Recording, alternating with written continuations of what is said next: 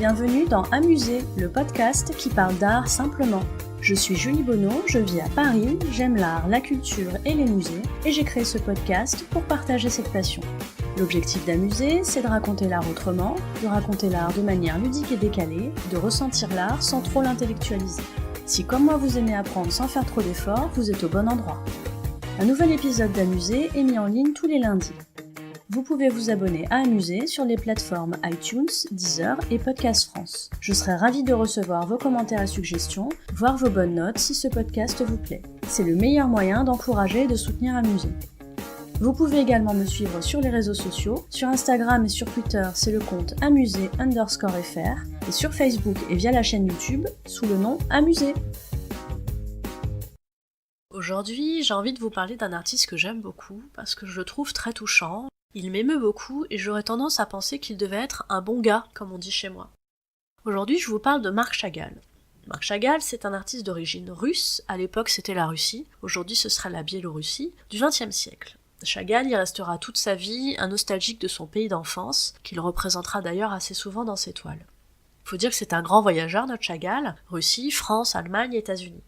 J'aime aussi Chagall parce qu'on peut pas vraiment le rattacher à un courant artistique en particulier. C'est un électron libre et son style est vraiment très personnel. Ce qui est marquant chez lui, c'est ses toiles assez poétiques, presque surréalistes et pleines de couleurs. Mais aujourd'hui, je vais vous parler de ce petit cœur tout mou à l'intérieur de ce grand peintre.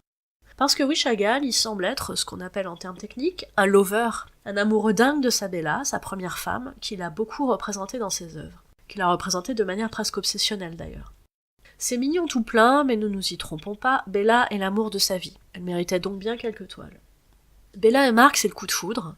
En parlant de leur rencontre, il dit « Je sentis que c'était elle ma femme. » Amour immédiat mais durable, amour fusionnel qui fera aussi de Bella sa muse. Si vous avez envie de vous vendre un peu de rêve avec cette belle histoire d'amour, je vous mets dans les notes un lien vers un article qui parle spécifiquement de leur amour et de Bella comme l'éternelle fiancée de Chagall. Dans cet épisode, on va plutôt traiter de la représentation de cet amour dans l'œuvre de Chagall. Car souvent, leur couple ou leur mariage sont le sujet des toiles de Chagall. Regardez la toile, les mariés de la Tour Eiffel. Est-ce qu'ils sont pas magnifiques dans leurs beaux habits de mariés, flottant dans l'air, avec la Tour Eiffel en arrière-plan ? Ce couple semble parfait. C'est vraiment cette sensation de fusion passionnelle que Chagall transmet dans cette toile. Allez, dites-moi que vos petits cœurs tout mous à vous non plus ne peuvent pas résister à tant de poésie. Chagall se représente avec Bella, souvent enlacée ou flottant dans l'air, comme s'il voulait montrer ces deux êtres qui n'en font qu'un, toujours alignés vers la même direction et le même but. Jamais de crise, jamais de séparation, jamais de tension. C'est parfois drôle, comme quand Bella porte Marc sur ses épaules, dans Double portrait au verre de vin, ou parfois plus inquiétant ou mystérieux, comme dans Le Cheval Rouge. Voyez comme ce couple est une source inépuisable de création pour Chagall. Malheureusement, et j'ai bien conscience que je vais vous briser le cœur, Bella meurt assez jeune, à 55 ans, d'une infection virale. Vous vous doutez que Chagall est brisé, mais hommage suprême de l'amoureux passionné, il continuera de la peindre alors même qu'il se remariera. La muse éternelle, l'amour éternel, c'est Bella et aucune autre. Alors franchement, est-ce que ça fait pas du bien de voir un artiste représenter de manière aussi candide, aussi fraîche, aussi joyeuse le bonheur conjugal ?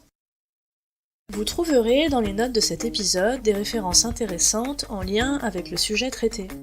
N'hésitez pas à me faire part de vos commentaires sur Amuser. Si vous souhaitez encourager ou soutenir ce podcast, ou simplement dire que vous l'appréciez, n'hésitez pas à lui mettre une bonne note sur les plateformes d'écoute. Non seulement les bonnes notes ça fait plaisir et c'est encourageant, mais ça permet en plus de faire connaître Amuser. Merci à vous.